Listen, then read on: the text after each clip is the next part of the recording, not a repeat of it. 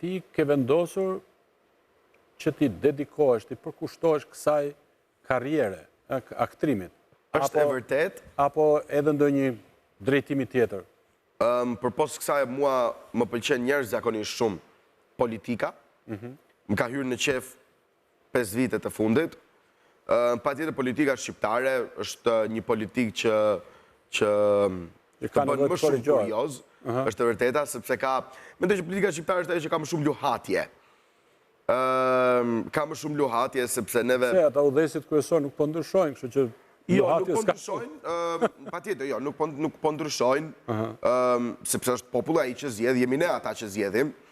Jo, ti është e sigurt që do bësh politikan se vëre që je politikisht korrekt, nuk bën gabime, nuk kritikon shumë, nuk ke drejt për drejt në emra, kështu që në rregull, je konsensual. Deri këtu jam okay. Je konsensual, po. Do të dilja tek pjesa e politikës. Po, që pse pëlqen? Po.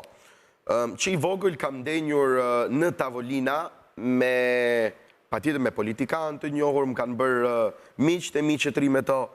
Kam ndenjur gjithashtu me gazetar, me kolegë tuaj. Edhe me shkrimtar. Patjetër dhe me shkrimtar. Një ndër to ka qenë Ditora Golli, Ismail Kadare. Së fundmi, para disa ditësh kisha takojmë shpesh, por kisha një takim të ngrohtë me zonjën e Ismail Kadares, Helena Kadaren, dhe kur i tharë që po vi, kam një intervist mbas disa ditësh tek mentor Nazarko, tha, mi të dërgosh shumë të fala.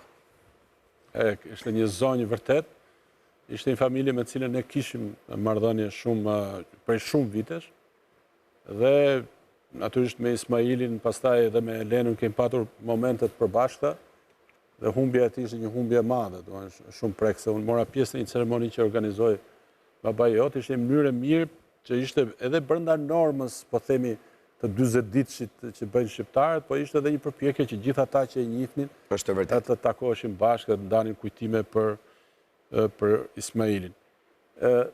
Ajo që është interesante, unë e thash në fillim, eksperienca jote në film, ky pikë synimi yt që mund të jetë edhe kalimtar për të marrë me kinematografi është i rëndësishëm, arsye pse unë thira, po në fakt ne duhet të dialogojmë me brezin tënd, duhet ta kuptojmë atë. Mendoj që duhet ta njohim pak më shumë brezin tim, dhe mendoj që Shqipërisë i duhen pak më shumë programe të Atilla, siç është programi aktual, Një Shqipëri, që të kenë të mundur shqiptarët të çfarëdo lloj moshe të kuptojnë rinin, sepse rinia është zëri i çdo lloj gjëje.